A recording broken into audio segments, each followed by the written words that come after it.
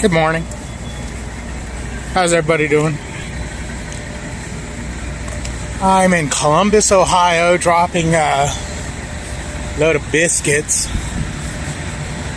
couple hours early. Well, my appointment was at 14:30, which is 2:30 p.m. It was like 8 o'clock in the morning. We were in the door. We stayed here last night. We were in the door getting unloaded. So yay for that. You can see there's Blue. There's Melissa drinking her coffee. She made me some coffee this morning. What a sweetheart. Notice the tandems are slid all the way back. Notice they're not slid back on that truck.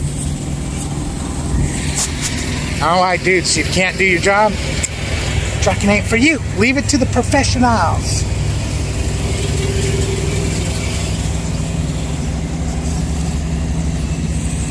More non-slid tandems. And funny thing is red light.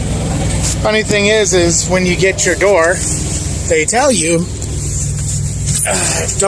don't remove your seal. Don't open your doors. Back end doors closed. We'll remove the seal from the inside. But please, would you slide your tandems? So, to me, I'm a weird guy, though, okay? I understand that. Yeah, you are. Hey, we don't need nothing from the peanut gallery. I'll point this thing at you.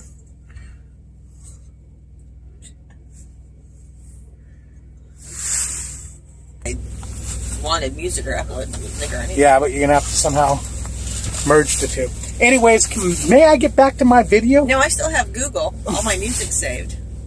Yeah, go ahead. No, go ahead. I was just being a baby. No, I'm done. I'm downloading Bob Seger. Bob Seger. Anyways.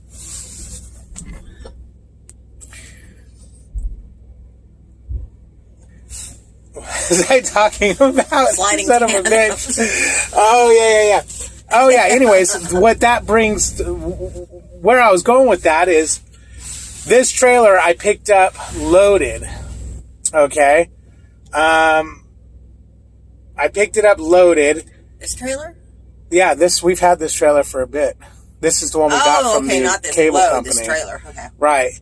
I picked it up loaded. The doors were open on it. You close your own doors, put load locks in. There's these big bags of what looked like sand. I went ahead and put load locks on it because I don't want none of them things rolling over. But I noticed when I went in there, the chute is completely torn. I think I man, I almost spilled my coffee. She made me coffee. She's so sweet. Warm it now. Respect my authority. Respect my authority. Oh yeah, anyway, so the chute was squirrel. Did I take my medication this morning? Jeez. Did you take it last night? I don't know. Yes, I did. That video I told you about. What is this video? He's ripping off the Confederate flag off the back of the truck. Oh, wow. Anyways, what was I talking about? Sliding. Oh, sliding. Oh, yeah. Up the trailer. So the trailer had a big tear in the chute. Also, when I slid the tandems forward, the belly lines were laying on the ground because it had a broken spring. So let's just say the belly lines, the guy brought the trailer in, maybe he picked it up with the tandems back a ways, dropped it with the tandems back a ways, who knows, just didn't notice the spring. We'll give him that. But the chute, Mr. Man or Mr. Woman or Mrs. Woman, you knew was torn. Woman. So, how were the bathrooms? Oh, they're freaking nice. Are they separate? Nice. Oh yeah, and they were huge. Okay, good. When you go in the door, you got the window on the right. Door? Is there more than one door over there? No, you got the step. If you go past all the trucks, there's the steps going up. You go in, you got the office dudes on the right, and there's an open door on the left, which is a lunch room or break room. Right. You go into the break room, and it's on the right hand side. Okay, cool. I had to go. Now there was someone just standing in there weird when I went in but it was a dude, so don't worry. Anyways, back to my story. Damn, woman, you freaking... Hey, I gotta go to the bathroom. Oh, so there's no way you didn't know that chute was torn. So at that point, they either picked the trailer up loaded. We're going to give them the benefit of this out. Let's say they picked the trailer up loaded. So they didn't know it was torn. The guy before them screwed them. Well, this trailer should have been marked, through Fleet Manager, through whatever, that it's got a torn chute. And if they were taking it to, let's say, if they were at a place and they seen the chute was torn, they obviously are it's a live load and they should know and get it fixed. Now, let's say this last person who had it picked it up, dropped it, drop and hook. They have no clue what was in there. It's not on them, because I know people are going to say, well, what if they didn't know? It goes to the person. Somebody who had this trailer knows that chute was torn like that and didn't fix it. Didn't say anything about it. They could have said something about it. You don't always have to fix it. Sometimes they'll say, okay, well, go ahead and drop it over here and we'll have somebody go out and fix it.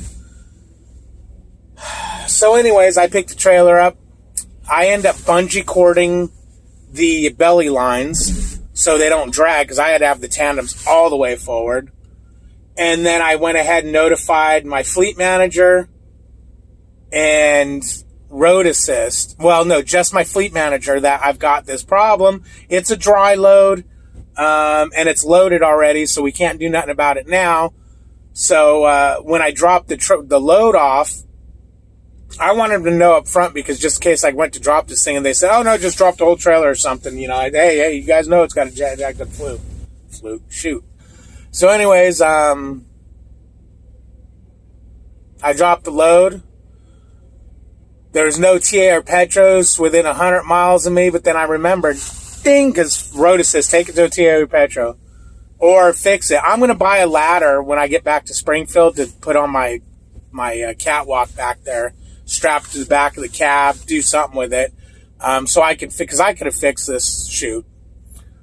To make the chute passable, it literally just needed to be taped. I wish I had got a picture of it fixed. Oh, actually, I can when they unload this. Just needed to be taped, okay, until one day it gets worse and they'll end up replacing the chute, or the trailer will end up empty at Prime. At some point they'll fix it. They know the chute's been repaired. So, long story short, no, it's not a long story. I'm just making it long because I freaking am a scatterbrain and I can't keep on the subject. I took it to Love's up the road, 11 miles up the road in my route, and got lucky and spent less than an hour getting a new belly spring put on and the chute fixed. It was $102. I don't pay for that if anyone's wanted, but it was listed. It was mostly labor, and then a few dollars for the spring, like $20 for the spring or some $10 for the spring. But they charged like $60. They charged like $60 to tape the chute, 5 minutes of taping the chute. And then it was like $35 to install the belly spring, which I would have felt better if they would have reversed that. $60 to install the spring. Damn, installing the spring was easy because the bracket was even there. They just literally went clip, clip. But it's business. I mean, businesses, it costs them a lot of money to be open, so they got to charge you money. I had no, even if I was paying out of pocket, I would have been happy with $102. Hell yeah, I would have been happy with $102. Gets you back on the road. And I almost spilled my coffee. Before anyone says, "Oh, you're complaining," it's I guess it's complaining, but I'm also trying to educate. The educational part of this is you have a job to do here at Prime. One of the things, a couple of things, let me just give you a little bit of rundown. You need to lock your trailer loaded or empty. I know a lot of you don't like doing that because I see them out here all the time, loaded and empty, not locked.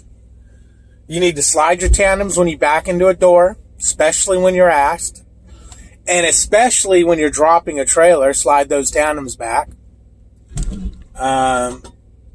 Guys, 2 reasons you slide tandems. 1, it's a safety thing. And 2, it keeps the rear of the trailer up a little bit higher. The trailer don't sag as much.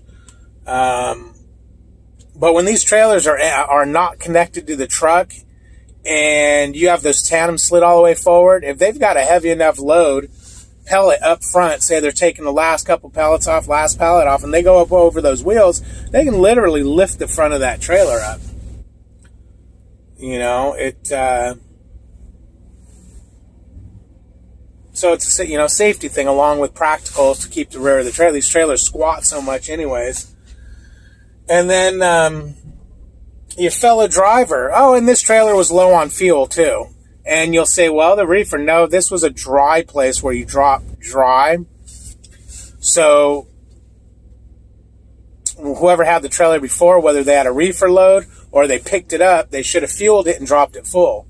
I went ahead and I immediately took it. I fueled it immediately so I can get my full credit for it. But now I had to take time out of and again, you're complaining. No, I'm just educating. Because this happens a lot. I've picked up trailers on the Springfield yard that are empties, low on fuel, and dirty. This is other drivers who just care about themselves. They don't care about company policy. I'm not saying rules because a lot of people have problems with rules. So I'm not going to say rules. Company policy. Company policy is basically what you're supposed to adhere to when you work for a company. So if Prime says, hey, we want you to, when you get out of the truck, we want you to take your hat off 2 times and give a peace sign.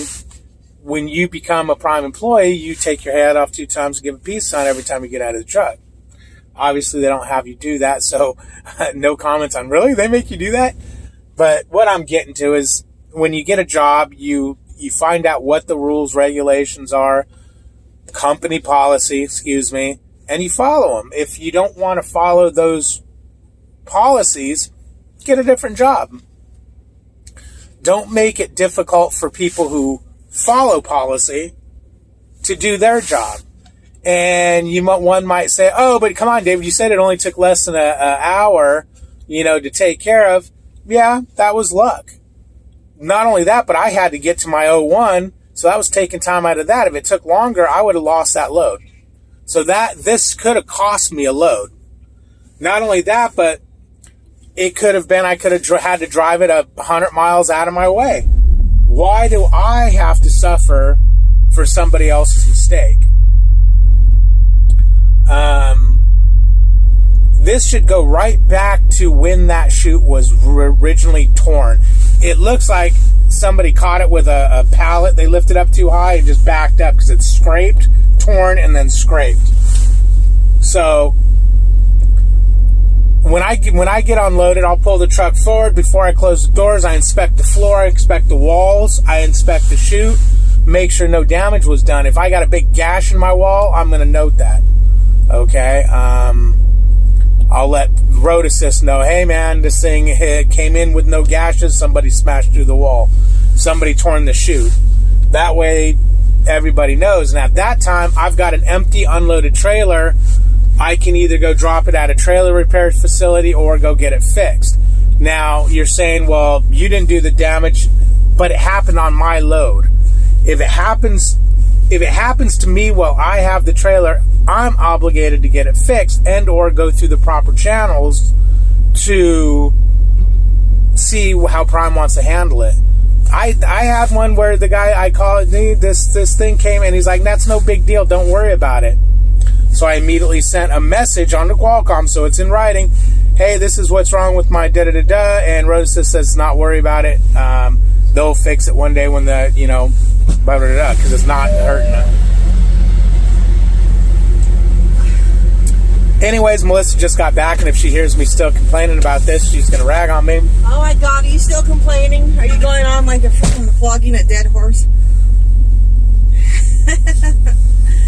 I'm sorry, people. I'm not complaining. I'm giving it education. Education on why things are done the way they are.